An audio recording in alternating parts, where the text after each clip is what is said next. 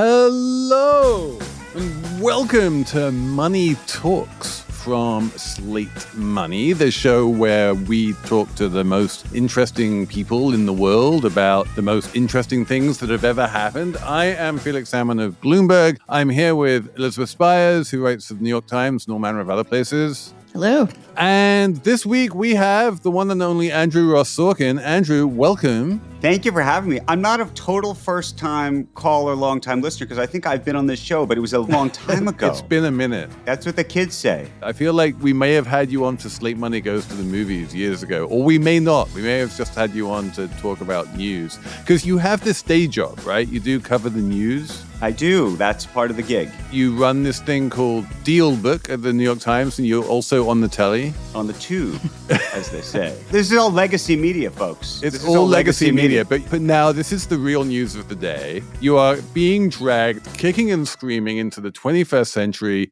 and there's this amazing new technology that we have in 2025 called the book. So you've decided to write a book. Right. Just when people's attention span has got into the TikTok era, I've decided to go hard on the book. Yes. You are rocking like it's 1675. Ever the contrarian. And your idea of high tech is to write how many pages is this book? Like 400 and some? I think with the endnotes, it gets closer to 600, but it's a beach read, folks. It's a beach read. Does that mean I don't need to pick it up until like June? No, it just means that you're going to have a hell of a time flipping the pages and you're not going to be able to go to sleep. It's a page turner is what it means. It was described as spellbinding in the blurbs. Someone in the blurb called it spellbinding. So we ought to talk about the book. What is it called, Andrew? The book is called 1929, and it's the story of what ultimately happened in the financial crash and ultimately what turned into the Great Depression. And for me, it was really an effort to tell it a little bit differently than you've ever read about it before. I think a lot of people obviously know about that period and know something very bad happened, but I had never seen or read a book that sort of had the texture of the kind of narratives that I always loved. So I loved Den of Thieves and Barbarians at the Gate and, so many of the sort of, rich character-driven narratives. And so I've spent the last 8 years going back in time in the archives to try to reconstruct really what happened, who were the actual players, what were they saying to each other, who was sleeping with who, all that kind of stuff. We are going to find out who was sleeping with who and who said what to whom in this book and also in this podcast. We are devoting this whole podcast just to 1929 by Andrew Roth Sorkin. All of that is coming up on Money Talks.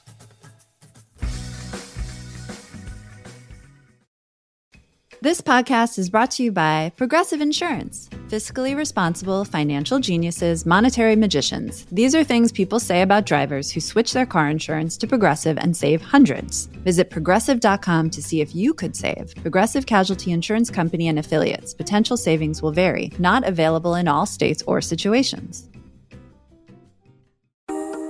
When it comes to what your family eats and drinks, you know your choices matter.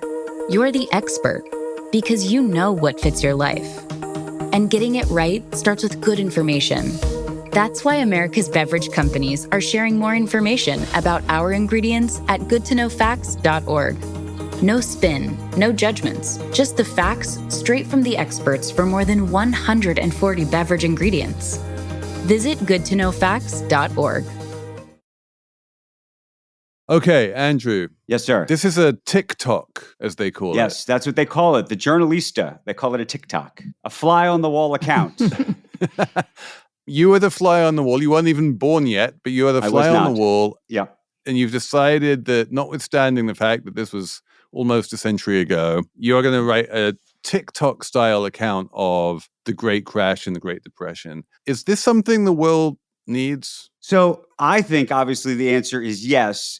But I think my answer for why yes is different than I thought it was when I started this project 8 years ago. I thought the answer was yes 8 years ago, literally just for the purposes of history, meaning I thought it was just necessary that we actually knew who the players were, what they said to each other, where they were, what were the moments, what were the true inflection points in these conversations. Because I'm somebody who believes that even though we talk about these large economic forces and we oftentimes talk about systems and numbers, it's really the people who make these decisions that change history. And so if you could actually get behind that and get into the gray of it all, it might actually change our perception of what happened in that history. As I worked on the project, the parallels with now, which was not something I was really even thinking about when I first started this, became more and more apparent and almost eerily so. And so today I would say not only hopefully do you love it as sort of a rollicking read and a way to understand history, but maybe more importantly, I think you're going to see some things and go, maybe we have to worry about this, maybe we have to worry about that. And so I'm hoping that folks both on Wall Street and maybe in Washington take some lessons away from it as well. So if Scott Bessent found himself with enough time on the beach to read this book, what would be the main lesson that he drew from this? What would you be like shaking this book in his face and saying, look, you have to pay attention to this and this is what you need to do or not do? I think you'd say to yourself that every crisis, and I think this crisis in particular sort of encompasses the issues maybe more than any other financial crisis, is typically a function of one thing. It's leverage. It's too much credit. It's too much leverage in the system. And I think what I would say to him is, do you think you really know where the leverage is today? Because one of the things that's, I think, changed in this new world we live in, and this post-financial crisis 2008, of course, is that the leverage has just shifted completely. It's no longer sitting in the banks the way we thought. It's now living in this private credit universe that we really can't measure. And the truth is that the private credit universe that we can't measure is still as connected as ever back to the banks. So if you thought somehow that it had like literally moved off the balance sheet and doesn't really matter anymore, that's not really true. That's what we discovered in like 2008, right? We were like, oh, all the people who originated the subprime mortgages, they moved the mortgages off their balance sheet to buy-side investors who were taking risk with their eyes open. Therefore, there's no risk. It turns out there was a lot of risk. Right. And so today I'd say, look, a lot of that risk sits inside of these private credit vehicles that are run by, whether it's Blackstone or Apollo or KKR or Blue Owl or any number of institutions. But the truth is that all of those funds have liquidity lines back to the banks. And so the idea that we've outsourced credit and the risk, I'm not sure is totally true. So I tell Scott Bessent, pay attention to that. And I'd probably also tell Scott Bessent, pay attention to transparency. I think that was also one of the lessons, by the way, of 2008, but also of 1929. There were no rules, by the way, in 1929, like literally no rules. No SEC, no insider trading rules, no disclosures. In fact, a reader who got an early copy said to me, did you ever have a chance to read some of the prospectuses of the companies at that time? And I said, prospectuses? You'd be lucky if there was like a leaflet that they would like hand out on the street. Literally, and that's, by the way, what they would do if they did anything at all to sell you a stock. There was no S1 filings in 1929. None of it. And so here we are in an era, by the way, where Donald Trump is saying, you know what, actually, we don't really need quarterly earnings reports anymore. I think we'd be better off only doing that twice a year. I would probably advocate, I might rethink that idea. You talk in the book a lot about investor pools in the early days where it's basically, a bunch of guys calling their friends and saying, I'm going to give you a discount on these equities. And, there is no prospectus, no regulation around it. Do you see any parallels with the private credit market now? It's certainly more heavily regulated than that was, but it's more regulated than that. I'll tell you where I absolutely see it. I see it in crypto. Crazy story that happened to me earlier this year. So I was on TV in January with Larry Fink. He made a joke on TV. We were talking about Bitcoin, about how there should be a Sorkin coin. Literally 2 hours later, there was a Sorkin coin. No joke. And it was starting to be, literally, it's going up and up, millions of dollars of value. It's wild. But the crazier part is somebody texts me, or actually, rather, I should say DMs me on X, formerly Twitter, and invites me into a group called Sorkin Coin. Now, in this group, they are literally doing what they did in 1929. They're saying, you go in for $500,000, then I'm going to bid it up to, another 800,000. Then you're going to bid it up. Then I'm going to bid. And all of these people are making these plans. It was as insider trading goes, this is what insider trading is. And then, of course, they're going to pull the rug. This is the digital version of what was happening in 1929 with what was back then described as investment pools. So yes, I worry about that greatly. And in 1929, as we know, this was legal. In fact, it remained legal in derivatives up until the 1980s. This private group on X that you were inculcated into, was that legal? Technically, from what I can gather, nobody was arrested. I watched all this play out and was a little bit in shock about it. At one point, someone in that group tried to reach out to one of my sons. I have two 15-year-old twin sons, and they were offering my kids like $50,000 worth of quote unquote Sorkin coin so that they could then say that like the Sorkins were invested in the coin. And of course, I'm calling my boys saying, you guys, you cannot talk to these people. Do not reply to these people. We're all going to go to jail. We're going to be in court for the rest of our lives. I beg you. And of course, my son Henry says, Dad, I'm leaving a lot of money on the table here. But that, I think, is very 1929-ish. How about that? The book starts in the feverish parts of 1929 when stocks are going up rather than down. People who make money by buying stocks rather than selling stocks. This, spoiler alert, changes within a few chapters. Yes. But that feels closer to where we are now, where the lines are all going up and to the right. But isn't that the human condition, by the way? Even when we know that the lines are going up and to the right and probably shouldn't be, we want more, right? I mean, we always want more. People don't know this, or at least I didn't realize this. The stock market had gone up 48% in 1928. So it was like free money if you were, playing, especially if you're playing with house money, because at that point, you could walk into a brokerage house, which was springing up like Starbucks on the corners of streets back then. You'd walk in, you give them $1, they'd loan you $10. You could borrow $10. And if the market was up 50%, think about how much money you'd made. And this was really the first time this was ever happening en masse. The first and last time that you could ever borrow, put up $1 and get $10 to gamble on the stock market. I mean, that is a level of leverage that is, was unthinkable even in like 2006, 2007 when everyone was going crazy. When you buy a house, you put 20% down and that's a house. That's not a fluffy stock that barely existed a week ago. And when you said that crashes always happen as a result of leverage, my initial reaction to that is, well, duh. If most of the stock market is owned by people who have borrowed 90% of the money that they've put into the stock market, and they can get margin calls every time the stock so much as catches a cold or sniffle, and then that causes a whole downward spiral. Like, of course, it's all going to end in tears.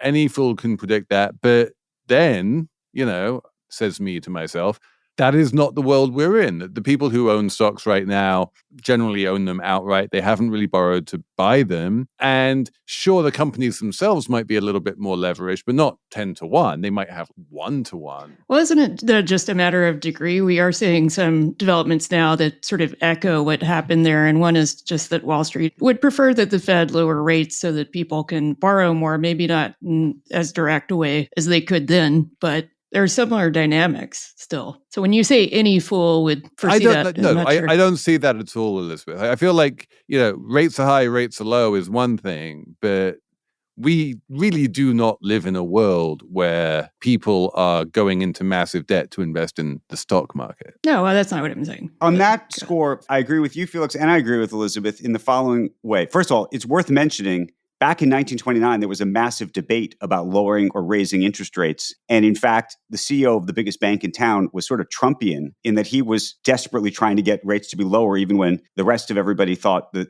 the speculation had gotten out of hand. But the leverage piece, if you look and say, okay, 1929 fell apart because of margin loans. The leverage was in stocks themselves. 1999 was not because the leverage was in stocks themselves. The leverage effectively was in the business model for so many of them, right? 2008, it was in subprime loans. That's where the leverage lies. Today, I'm not sure we're there yet, but we could have a debate, I'm sure, about whether you think there's too much leverage inside of this AI bubble of sorts and what increasingly looks like these circular transactions in which money is being made by magic practically. My response to that would be what we have right now is similar to what we had in 1999, which is an equity bubble. There isn't actually much leverage. When the market crashed in 2000, people lost money if they were invested in the NASDAQ, but there was no financial crisis. There was a small, shallow recession and we just bounced. And like economically speaking, it was kind of no harm, no foul, right? So I agree with that to some extent. I think the leverage this time is more insidious because I don't think you know where it is. And I think actually when it comes to AI in particular, despite the fact that Facebook and Google and some of the big tech giants are spending real cash, right? It's real money that they're spending. The truth is when you get down into the bowels of who's building these data centers, the energy companies that are having to build enormous amount of power, the real estate companies that are engaged in this, the construction companies that are engaged in this, there is a lot of debt embedded in all of that. And the question is, will it all work out? By the way, I hope it will, but it probably won't, at least temporarily. You see, I like this because you guys are pessimists. Nominative determinism, right? My name is Felix. I'm a happy optimist. And tell me I'm just being incredibly naive here, Andrew, but I believe in the single most important thing that came out of the financial crisis of 2008, which was, to be really nerdy about it, it's Basel III. And the fact that banks really are a lot safer now than they were back then. And yes, if there is a big implosion in AI or in the stock market or in the private credit market, then they will lose money that they lent to the private credit firms. They will lose money that they lent to the people building data centers or trying to build small modular reactors or whatever it is. But the whole point of Basel III is that they have that money to lose. And it's not going to cause a banking crisis. It's not going to cause a financial crisis. And we're going to be okay. Well, but isn't, Andrew's point about private credit that, we don't actually know that. We don't know where some of this is. And, when you look at the way the stock market is structured right now, you have a concentration of wealth at the top with a very small handful of players, which I just don't think was the case as much in the early aughts when we had the dot-com crash then. I think Elizabeth is right in this regard. And by the way, Felix, it's not that I'm not an optimist. I actually believe long-term, we will be in a better place 20 years from now than we are today. That I believe. If we're in the worst place than we are right now, then God help us all. Right. If there's a hiccup along the way, and the question is, how big is the hiccup? Now, the Great Depression was a remarkable hiccup. We have not had a hiccup like that. I don't expect that we are going to have that style of a hiccup. But again, to Elizabeth's point, I think about private credit in particular, it's not just how connected it is to the banking system and Basel III rules. Tell me about all the insurance companies that are now fundamentally dependent on these private credit investments that they've made. Think about how these firms effectively are stuffing the channel, and oftentimes their own channel. You could even argue they're self-dealing. Oftentimes the private credit firms own insurance companies. And so how are they going to, if and when they actually have to pay, what happens? Could you get into an AIG kind of style situation where people don't believe the marks? That's another issue, the marks. Once you get into a private universe, and you get into this mark to make believe situation, that's complicated. And by the way, we just passed a new law in this country that's effectively going to allow private credit, private equity, venture capital, crypto, all of this to live inside of your 401k and retirement accounts. Yeah, but that's 20 years. No, but I mean, I take your point. I think the reason why this is so germane to the book is the fundamental question, which is, did the crash of 1929 cause a financial crisis? And was the Great Depression a really big financial crisis? I kind of struggled a little bit reading your book because, spoiler alert, it doesn't actually end in 1929. It goes through the Great Depression. You have the crash in 1929. Life goes on. There's a bunch of really stupid decisions made in the White House and at the Fed, and macroeconomic policy was bad, and terrible macroeconomic policy ends up with a Great Depression. But the thing which I'm still a little bit unclear about is, to what degree are these two things linked? To what degree are the crash and the depression all part of the same story? Okay, so two things. First is, I originally planned to write the book just about the year of 1929. That was my original ambition. And it became clear to me as I was writing that you could not actually write it that way, because it was actually a bigger story. And the crash itself of 29, to me, was just the first domino. And that the story was so much bigger. And that domino, though, I think cast a pall and effectively hit so many other dominoes, which then became bad decisions, politically, policy-wise, whether we're talking about Smoot-Hawley, whether we're talking about tax policy, or whether we're talking about gold standard questions, Fed independence, with all of those things that I think started with the crash and then just, kept going. And clearly, Ben Bernanke famously did his PhD thesis at Princeton on the Great Depression. And God bless him, because I think he didn't make a lot of the same domino. The first domino went down in 2008, and thank God that all the other dominoes didn't, because I think we learned from some of the other dominoes as well. Well, didn't he famously give a speech where he basically said was it Galbraith or his co-author that, thanks to you, we will never make these mistakes again? I don't know. I wish I did. But the piece of it, though, that I think I would not argue with you about, is that I do think it is a domino. I don't think they're separate issues. I think they all get conflated together.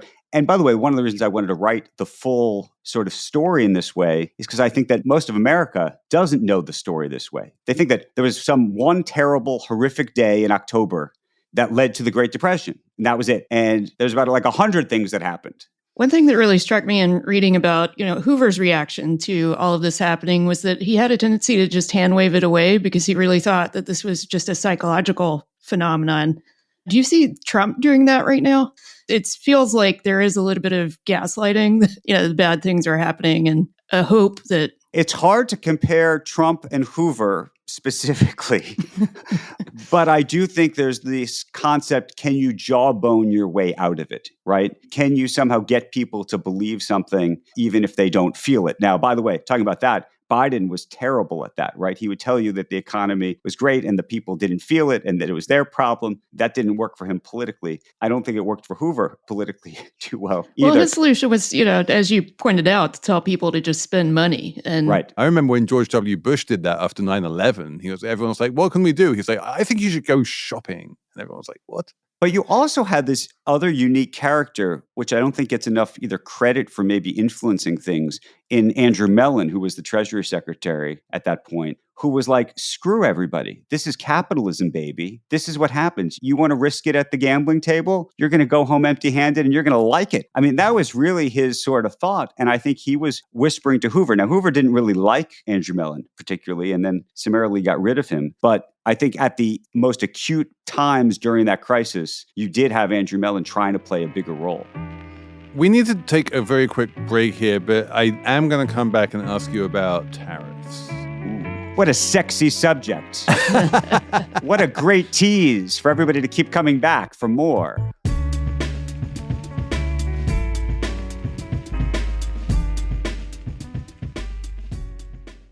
Slate Money is brought to you by Charles Schwab.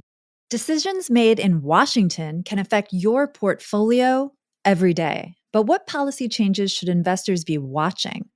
Listen to Washington Wise, an original podcast for investors from Charles Schwab, to hear the stories making news in Washington right now. Host Mike Townsend, Charles Schwab's managing director for legislative and regulatory affairs, takes a nonpartisan look at the stories that matter most to investors, including policy initiatives for retirement savings, taxes, and trade, inflation concerns, the Federal Reserve, and how regulatory developments can affect companies, sectors, and even the entire market. Mike and his guests offer their perspective on how policy changes could affect what you do with your portfolio.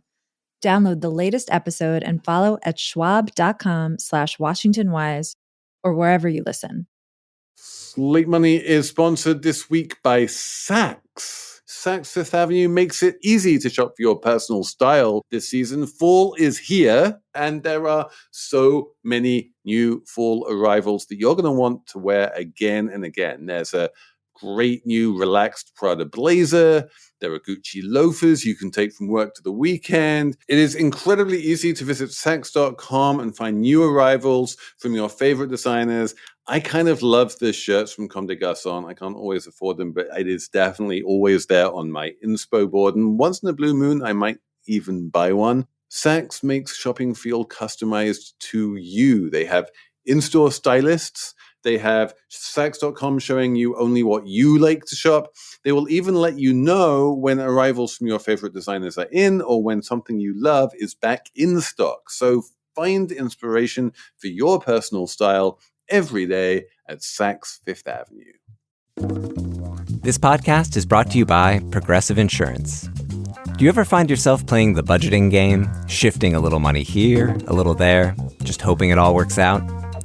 Well, with the Name Your Price tool from Progressive, you can be a better budgeter and potentially lower your insurance bill, too. You tell Progressive what you want to pay for car insurance, and they'll help you find options within your budget. Try it today at Progressive.com. Progressive Casualty Insurance Company and Affiliates. Price and coverage match limited by state law. Not available in all states. Slate Money is brought to you by Charles Schwab. Decisions made in Washington can affect your portfolio every day. But what policy changes should investors be watching? Listen to Washington Wise, an original podcast for investors from Charles Schwab, to hear the stories making news in Washington right now. Host Mike Townsend, Charles Schwab's managing director for legislative and regulatory affairs, takes a nonpartisan look at the stories that matter most to investors, including policy initiatives for retirement savings, taxes, and trade, inflation concerns, the Federal Reserve, and how regulatory developments can affect companies, sectors, and even the entire market. Mike and his guests offer their perspective on how policy changes could affect what you do with your portfolio. Download the latest episode and follow at schwab.com/WashingtonWise or wherever you listen. When did making plans get this complicated? It's time to streamline with WhatsApp, the secure messaging app that brings the whole group together. Use polls to settle dinner plans. Send event invites and pin messages so no one forgets Mom's 60th. And never miss a meme or milestone. All protected with end-to-end encryption. It's time for WhatsApp. Message privately with everyone. Learn more at whatsapp.com. So, Andrew, tell me, you can't jawbone your way out of an economic depression, but can you, just, upon your 8 years of reading history, can you get out of it by imposing massive tariffs on every country in the world? Historically not. Historically not. I was shocked to learn that global trade, so the Smoot-Hawley tariffs go into effect in 1930. Hoover had campaigned on tariffing other countries in large part to gain the vote of farmers in the middle of the country. So he thought this was a campaign promise he had to keep. He, like Trump, gets a letter from 1,000 economists who signed the same letter saying, please don't do this. The leading bankers in America are, making pilgrimages to the White House, getting down on their knees and begging, please don't do this. You're going to ruin everything. And 12 months later, global trade had fallen by 60%. So that's just the empirical history. That's just what happened. There's a difference a little bit with the tariffs that Trump is imposing. In fact, the reason Trump has been able to impose the tariffs the way he has thus far, we'll see whether the Supreme Court thinks that he can do this, is he's leveraging a law that was put in place in 1934. So the original tariffs were put in place across the board. Every country had the same tariff, a little bit like what he wanted to do back in April. Now he's doing these sort of bilateral deals. The ability to do the bilateral deals came about in 1934 because the government said, we got to get out of this. This whole tariff thing is a little crazy. And we got to somehow try to undo this. The only way we want to undo this is to actually go country by country and see what we can do. And that started to work, or at least help the cause. So I'm not sure where we'll ultimately net out. But I imagine if we're all having this conversation 20 years from now, we will think that tariffs were not a great idea. Having said that, it feels like there's going to be a permanence to these tariffs, almost irrespective of whoever you think is in the White House. So I'm of the view, even if you put the most, liberal candidate. Are there any neoliberals in political life anymore? Yeah, I don't know who that person would be. And by the way, I would think that some liberals used to like tariffs. But Exactly. Let's say there was somebody in the office who hated tariffs. I'm not sure politically, when you're taking in this kind of money and also all of these companies that are now bringing some stuff back to the U.S. is actually happening, some of the manufacturing things and other things, how easily it would be to undo it. Because you're going to say to yourself, where are you going to find, if you're bringing in $200 billion and now that's used in the budget, you're going to raise your hand and say, oh, I don't like tariffs, I'm going to give up the $200 billion. I don't know. The only people who can do this are Chief Justice Roberts and Amy Coney Barrett. Well, even if they do it, though, there's an argument to be made that Trump, under a whole bunch of other laws, can try to continue the tariffs. They might be lower in marginal ways. They might only be able to last, 12 or 15 months at a shot, but maybe you have to keep redoing them. I mean, I think there's going to be a whole bunch of things that are going to happen, irrespective of what the Supreme Court says. Yeah, I was definitely surprised, after Janet Yellen came out under the first Trump administration and said, tariffs are terrible. You shouldn't put all of these tariffs on China. This is a really bad idea. She then becomes Treasury Secretary and leaves all those tariffs in place. And you're like, well, didn't you say they were a bad idea? Doesn't that logically mean you should get rid of them? But no, the entire Biden administration, they just kind of sat there. Well, I would argue those tariffs were much narrower than what Trump has proposed. And I think what she was saying was really more a statement about broader-based tariffs. She was specifically talking about the Trump 1 tariffs on China. Now, obviously, in relation to what we are now living under, they were tiny. But yeah, just as a sort of history repeat, since this entire podcast is about history repeating itself, it proved very difficult for the Biden administration to reverse a bunch of things that they had opposed when Trump was doing them. I think Andrew is absolutely right that that's going to continue to be the case if and when someone other than Trump is in the White House. So your book also has, an interesting arc for your protagonist, Charlie Mitchell, who was arguably the most prominent man on Wall Street at one point, and who ends up being hauled in front of Congress and essentially put on trial for potentially selling a lot of his stock to his wife. What do you see parallels there now, where we have a group of people who are sort of venerated by society for their capitalistic successes, and then because the economy churns, and this could happen, I guess, with the tech industry, public perception of what they're doing changes pretty rapidly? Well, look, this happened clearly in the financial crisis of 2008. All of these big names were being venerated.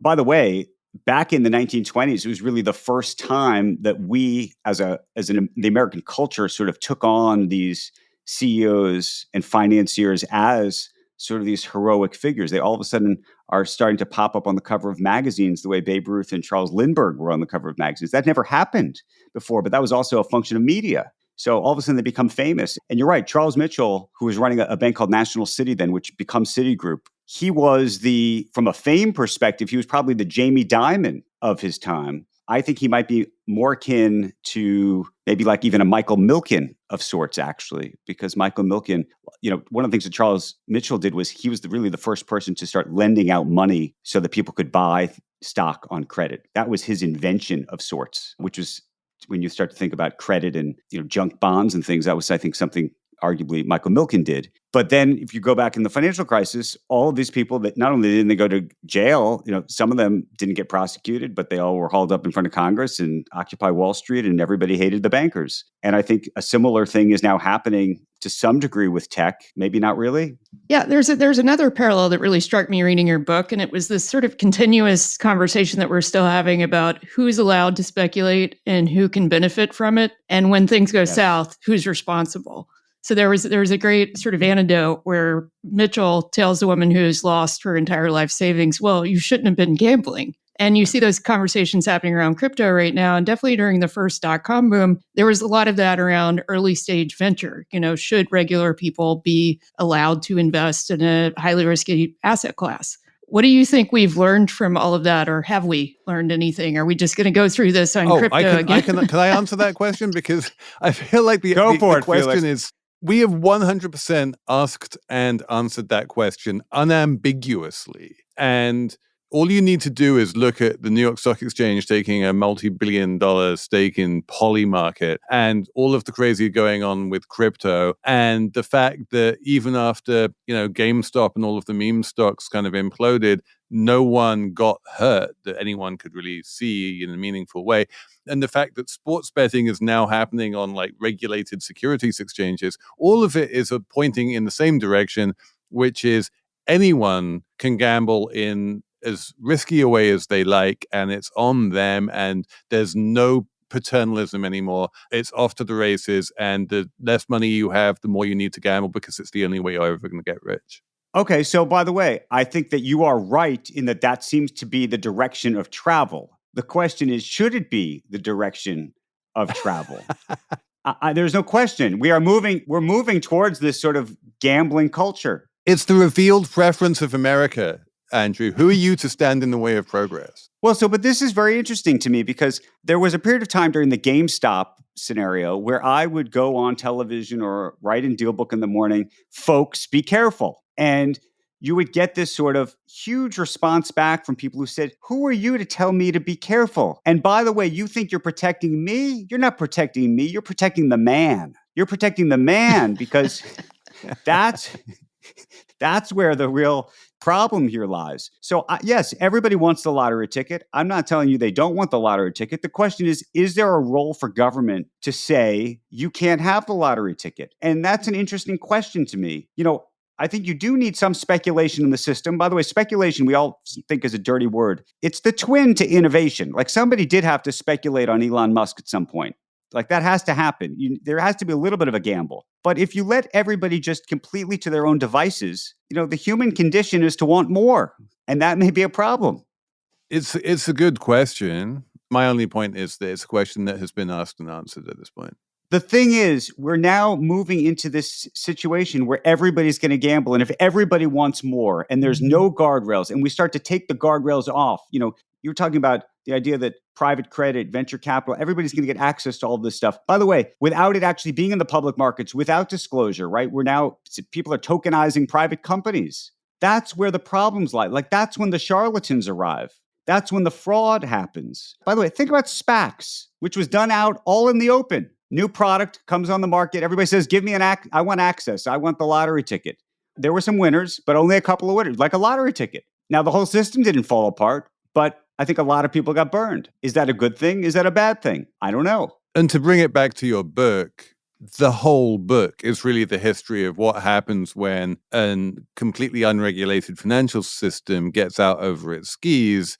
You wind up with a massive crash. Then, partly because of the massive crash, you wind up in a terrible recession. And ultimately, what you wind up with is, the Securities and Exchange Act and the SEC and a whole bunch of regulation designed to keep people safe, because people are like, this crazy speculative bazaar turns out, in hindsight, to have been a terribly bad idea. And that lesson that we learned in the 1930s, we have now forgotten. And, you're not just talking your book, but it makes sense for you to say it's important not to forget that lesson. That, my friend, is the purpose of the book. Or not to intentionally undermine what we learned from it. The erosion of Glass-Steagall over the years has been sort of astonishing. When you go back and you read your book or, the history of it, the extent to which we just don't remember what the perils are. Yes, but I don't want to give it away because I actually hope people do read this part, because it was, to me, the most surprising. Glass-Steagall, which, people have ballyhooed as this great invention to break up the banks. Elizabeth Warren loves it, and Carter Glass was sort of heralded for it. I think when readers actually get in there and understand how and why that bill was actually created, it's kind of shocking that it's not for the reasons you actually think. Not to mention that my hobby horse, which is that banks that merged commercial banking and investment banking were the ones that actually survived the financial crisis. And it was the pure investment banks who hadn't merged, like Lehman Brothers and Bear Stearns, that wound up failing. But all of which is not to detract from the timeliness of this historical tome. It's available in all good bookstores now, but I'm assuming, Andrew, since it's a nonfiction book, it has to have a subtitle, right? Or is it just called 1929? It is called 1929, Inside the Greatest Crash in Wall Street History and How It Shattered a Nation. I mean, if that doesn't get you out to the bookstores to spend your $30 or whatever it is, what will? Andrew Roth Sorkin, thank you very much for coming on the show. Thank you to Cheyna Roth and Jessamine Molli for producing. And thanks to all of you listeners for writing in on slatemoney@slate.com. We will be back on Saturday with a regular Slate Money.